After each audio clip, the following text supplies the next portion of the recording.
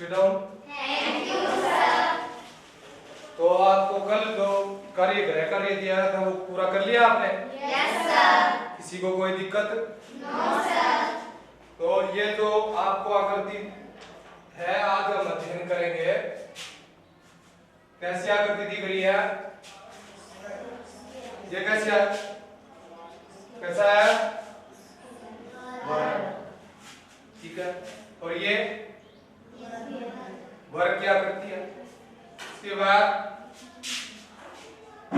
ये आकृति त्रिभुज किसे कहते हैं?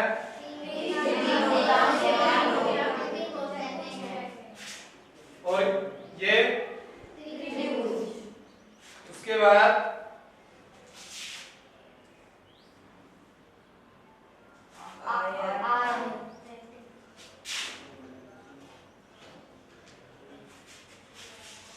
और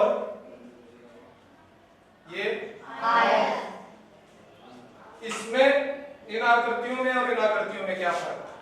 ये जो आकृतियां आपको दिखाई गई है, इन आकृतियां जो बोर्ड पे बनाई गई है, आपको क्या फर्क लगता है? सर ये तो आपके हाथ में और वो स्क्रीन पे बताओ बेटा शाबाश। स्क्रीन पे दिखा है। इन क्या फर्क है? ये जो आकृतियां हैं आप बताओ। ये आकृतियां चित्र वाली ठोस। हाँ, ये बनाई गई है और ये ठोस आकृतियां हैं। सही बताया है। तो आज हमारा जो विषय है ठोस आकृतियों का चित्रण हम किस प्रकार करेंगे और इन आकृतियों में जो बनाई जा सकती हैं और ठोस आकृतियों में क्या अंतर है और ठोस आकृतियों का चित्रण हम किस प्रकार से करते हैं। ठीक है। आज का हमारा जो टॉपिक है ठोस आकारों का चित्रण।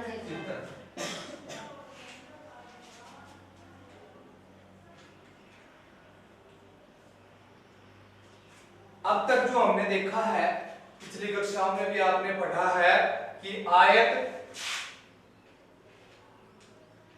वर्ग, त्रिभुज ये सभी जिनमें लंबाई और चौड़ाई होती है, परंतु तीसरी जो बात है यदि हम इसमें ऊंचाई भी शामिल कर दें तो उसके बारे में अभी हमने नहीं सीखा। इनमें फर्क है। तो आज हम जो है 2D और 3D आकृतियों है उनमें अंतर और उनके रचना के बारे में सीखेंगे। ये जो आकृतियां हैं जिनमें ये देखिए ये कैसे आकार है? वर्ग। कैसा है? 2D। और ये शंकु। ये कैसी आकृति है? कैसी आकृति है? 2D है या 3D? और ये कैसी आकृति है? और ये कैसी आकृति है? ये वृत्त। वृत्त कैसी आकृति होती है? 2D। ठीक है। ये किसी प्रकार इसमें लिखा भी है हमने, ये वर्ग 2D इस प्रकार से, ये 3D बेलन कैसी है? ये त्रिभुज कैसी है? ये कैसी है? ये कैसी है? ये कैसी है? ये। तो इनमें जो अंतर है, जैसे ये है गोले की आकृति, ये किसकी आकृति है? शंकु। ये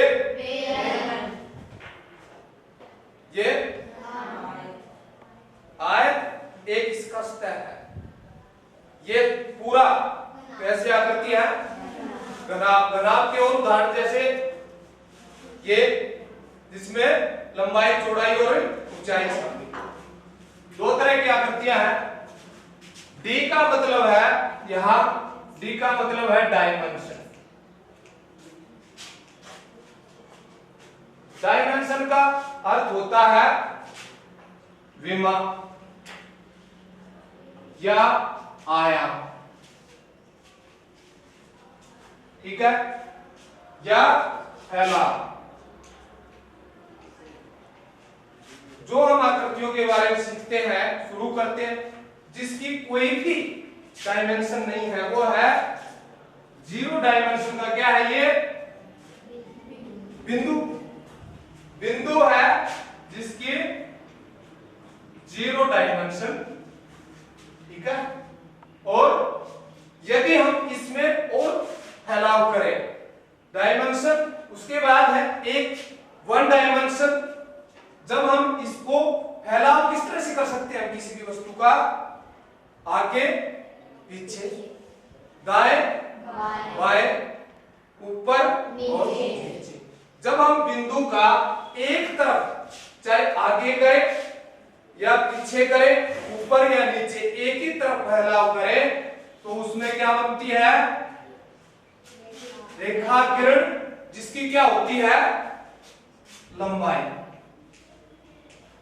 उसमें क्या होती है? सिर्फ लंबाई, ठीक है। इसके बारे में आप थोड़ा पहले जानते हैं, आपने बहुत पढ़ा भी है पिछली कक्षाओं में। उसके बाद यदि हम इसको दो तरफ फैलाव करें, यदि हम इसका दो तरफ फैलाव करते हैं, तो क्या बनता है? वर्ग, आयत या अन्य।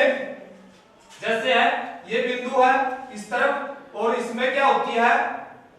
लंबाई व चौड़ाई। और इससे क्या बन गया? इसका महत्व क्या है कि ये सिर्फ मापा जा सकता है लंबाई, और इसके अंदर जो घेरा गया है, जो भाग है, 2D जो आकृतियां होती हैं, जिनमें वो घेरा गया क्षेत्र होता है, इनको बनाया जा सकता है। इसमें क्या शामिल हो गया? क्षेत्रफल, ठीक है। इनको तो नापा जा सकता है, इनका परिमाप होता है, और इनका भी परिमाप जो बाहर से घेरे गए क्षेत्र की बाहर की जो लंबाई होती है, उसे परिमाप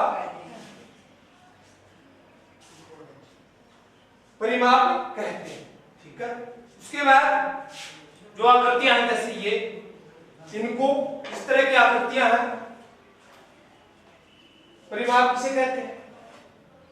आप बताओ। परिमाप,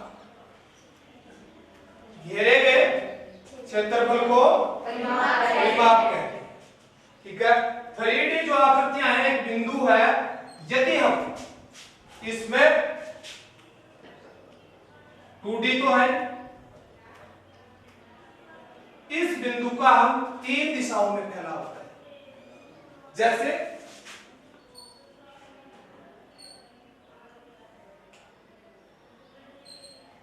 सभी का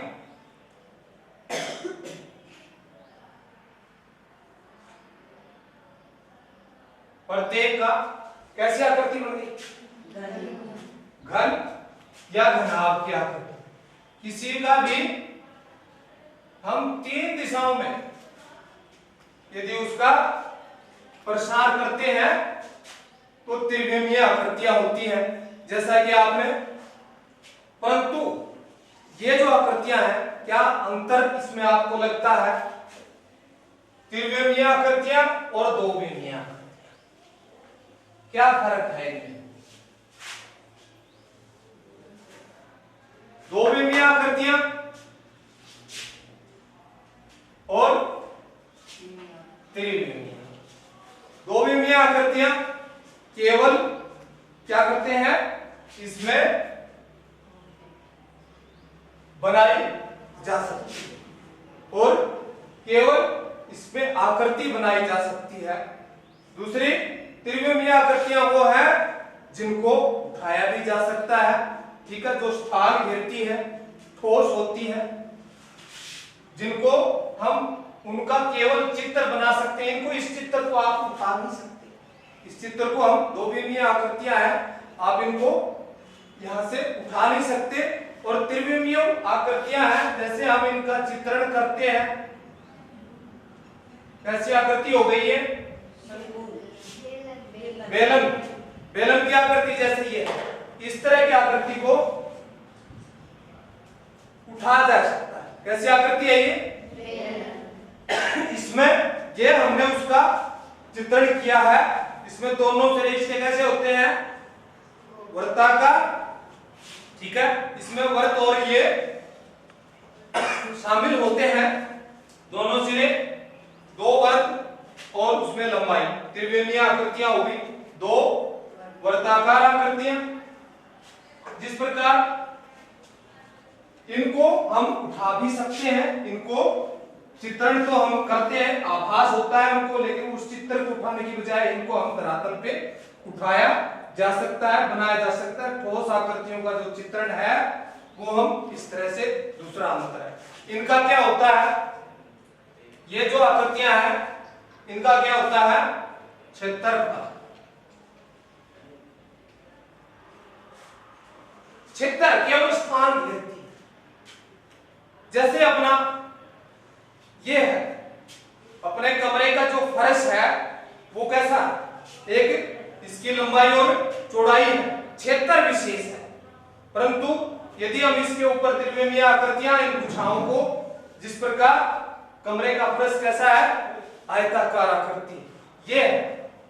जैसे ये आयताकार है, इसमें लंबाई और चौड़ाई है, यहां पर इसको बनाया जा सकता है, इसका क्षेत्र है इतना क्षेत्रफल। परंतु इसमें क्या कितना सामान आ सकता है? उसमें लंबाई और चौड़ाई और क्या शामिल करना पड़ेगा हमें? ऊंचाई।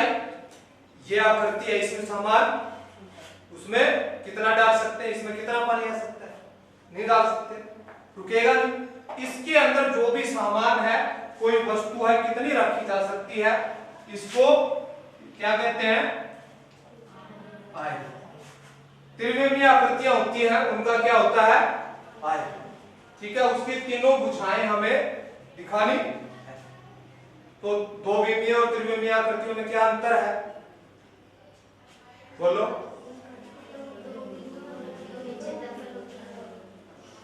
बताओ।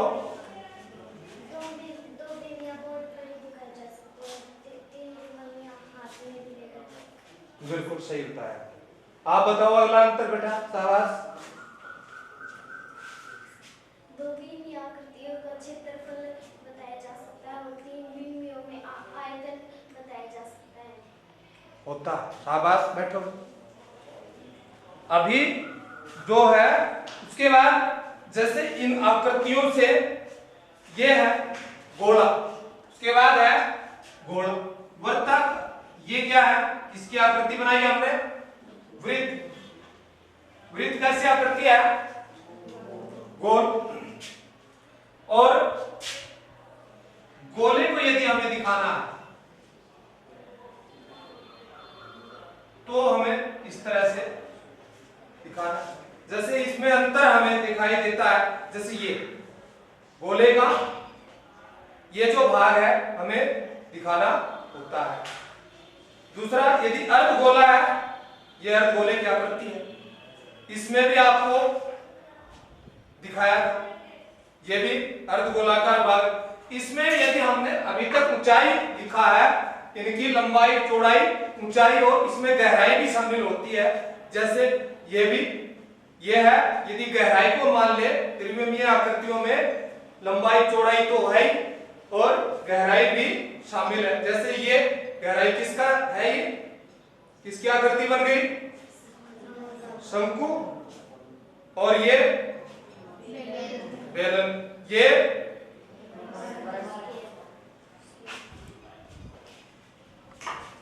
ठीक है।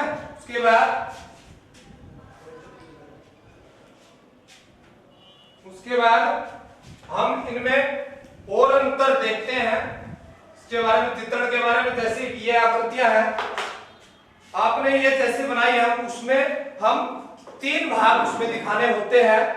जैसे आप ये बनाई हुई है, इनमें एक तो सामने का दृश्य होता है, कोई भी वस्तु है उसका सामने का दृश्य, किसी भी त्रिविमीय आकृति का पीछे का दृश्य, आगे सामने का, पार्श्व का और पीछे का, तीन तरह के दृश्य है। जिस तरह बेल्ट है, ये आकृति है बोतल की, सामने से कैसे, ऊपर से कैसे दिखाई दे रही है और पार्श्व में कैसे दिखाई देती है।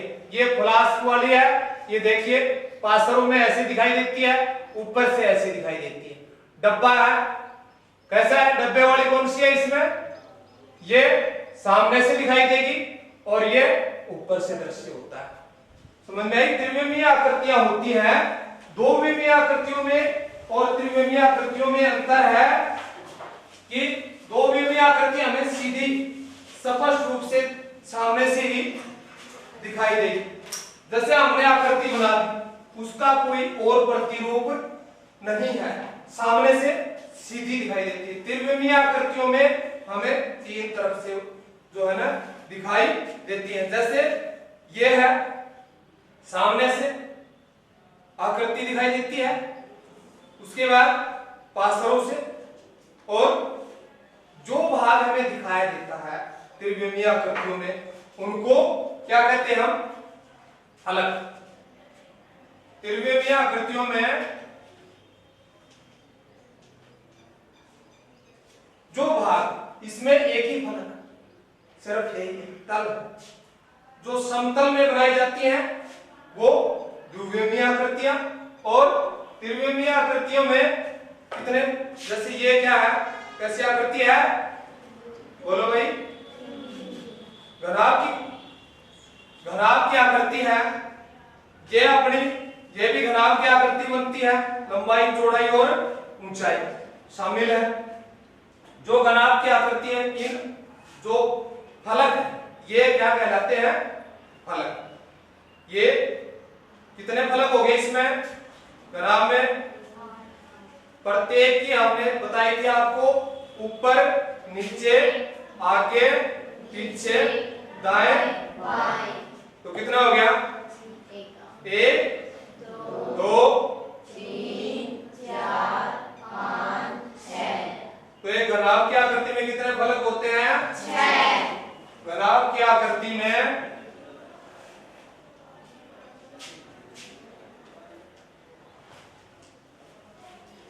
प्रत्येक जो समतलीय आकृतियां हैं उनके अलग अलग फलक होते हैं। उसके बाद इनमें ये जहां पर दो विमाएं मिलती हैं वहां क्या बन गया, फलक।